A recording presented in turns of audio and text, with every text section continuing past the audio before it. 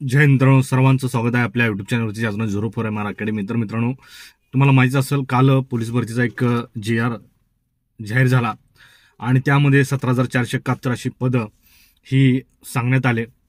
म्हणजेच 100% 17,471 ही जागा म्हणजेच फिक्स आहेत, परंतु याच्यापेक्षाही मोठी अशी पोलीस भरती यावेळेस होऊ शकते, कारण 31 डिसेंबर 2023 अखेरपर्यंतचे पदं मावलेले आहेत। त्याच्यानंतर आता ह्या काही दिवसामध्ये अजून काही रिटायरमेंट किंवा म्हणजे बरेच जागा अशा रिक्त होऊ शकतात आणि 17,471 पेक्षाही मोठी भरती होऊ शकते।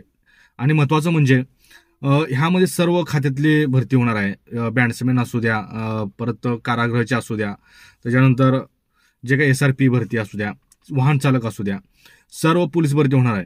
आणि मित्रांनो, वयवाढ सुद्धा भेटणार आहे। फडणवीस साहेबांनी विधानसभेत त्यांनी स्वतः सांगितलं होतं की वयवाढीबाबत ही निर्णय घेण्यात येणार आहे।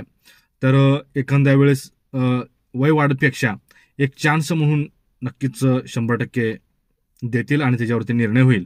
आणि महत्त्वाचं म्हणजे आता मुलं डबल फॉर्म भरायचा का नाही, सर्व गाजलेला मुद्दा आहे गेल्या वेळेसचा की डबल फॉर्म भरायचा का नाही। तर ही पोलीस भरती सुद्धा गृह खातच घेणार आहे। तुम्ही GR वाचला असेल व्यवस्थित, तर घटकांनी पोलीस भरती ही घटकानुसारच होणार आहे।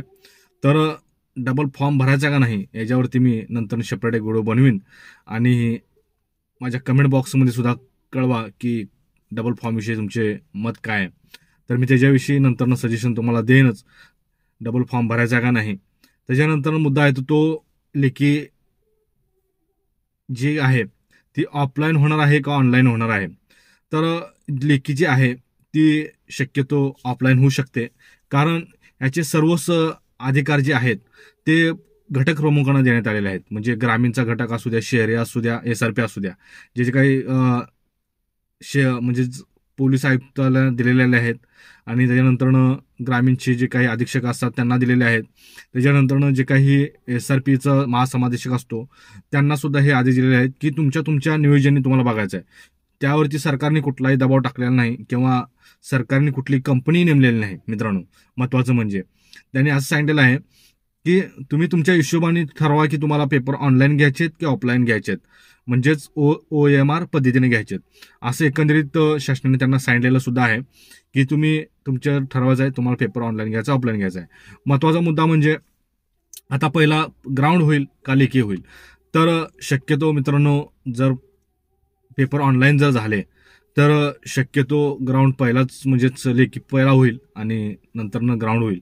तर आणि शक्यतो ह्यावेळेस जर गेल्या वेळेस बरीच गडबड झालेली आहे ग्राउंडवरती ह्याच्यावरती, त्याच्या कारणाने शक्यतो लेखी पहिला होण्याची जास्त शक्यता आहे। आणि तुम्हाला माहितीच असेल की फडणवीस साहेबांनी गेल्या वेळेस त्यांची सत्ता ज्यावेळेस होती त्यावेळेस पहिला लेखी करण्यात आली होती, त्या कारणाने शक्यतो ह्यावेळेस जे आहे ती लेखी प्रथम घेण्यात येते का काय अशी शंका आहे।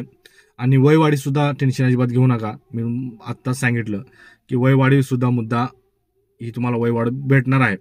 वयवाढीपेक्षा एक चान्स भेटेल हे 100% काळ्या दगडावरची पांढरी रेघ आहे।